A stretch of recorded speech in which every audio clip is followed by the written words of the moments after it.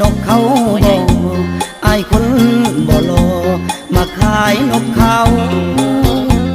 มันคันบ่อยู่บ่เศร้ามันคันบ่อยู่บ่เศร้าอยากให้น้องสาวสื่อซอยอ้ายแน่อ้ายเป็นผู้เป่าทางแดนยังบ่มีแฟนผู้สาวบ่เลี้ยวแลหลอกขายนกเขาจนว่านา